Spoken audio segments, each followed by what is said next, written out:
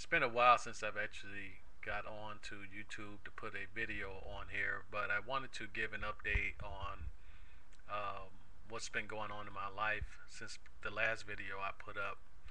Um, about a month ago, I was removed from the sex offender registry. I was on there for about 4 years, and as I said in the previous video, I was never convicted of my sex crime. I was able to enter into a special plea deal with the prosecutor and the judge that would allow me to plead guilty to the crime without there being a conviction entered by the court. Currently, I am under supervision. I was given 3 years in prison and then 12 years of probation. I've completed eight and a half. I'm sorry, 4.5 years of probation. Um, but it's been a huge relief for me not to be on the registry any longer because the registry is more difficult than doing even prison time. There's just so many laws where, for instance, the sex offender can't live near schools in Chicago within 500 feet of schools, 500 feet of a park or a daycare center, or you can't. They just passed a law where you can't even be within 100 feet of a park where you're loitering, which basically means standing still, um, or even walking. Actually, So anyway, it's just up to the police discretion whether or not they want to arrest you. So it's been really difficult because every 3 days, I mean, if you stay anywhere for 3 days or longer in a calendar year, you have to notify the police. Anytime your IP address changes on your computer, you have to notify the police. Anytime you post any information on a website, you have to notify police.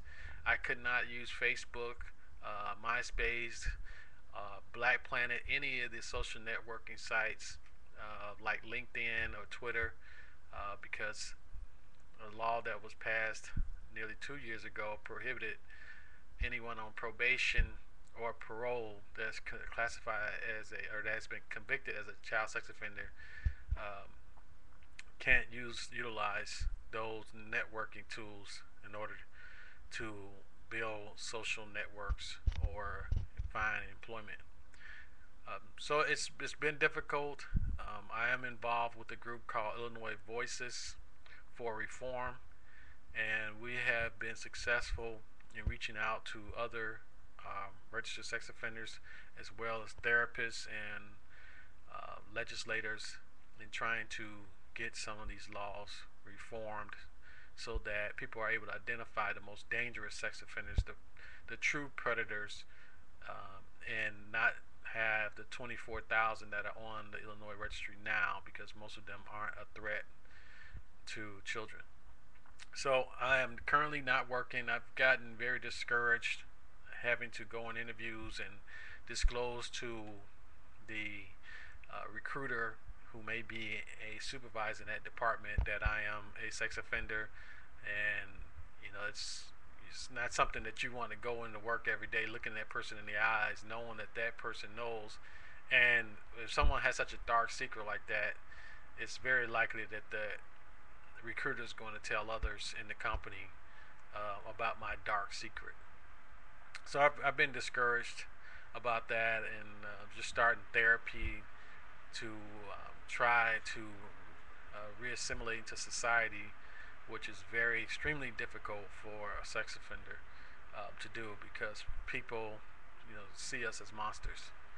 So I just wanted to give you all an update on what's going on with me. Um, I am doing pretty good.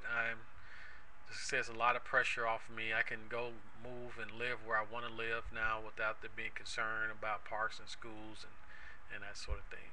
So thank God that there is some justice out there. There was a lot of fighting on my part to try to convince people that the law in Illinois doesn't apply to me because I was not convicted by the courts. And I wish you all well, and I hope that we can get these laws reformed and get all these other non-threatening sex offenders off the registry soon. Take care now.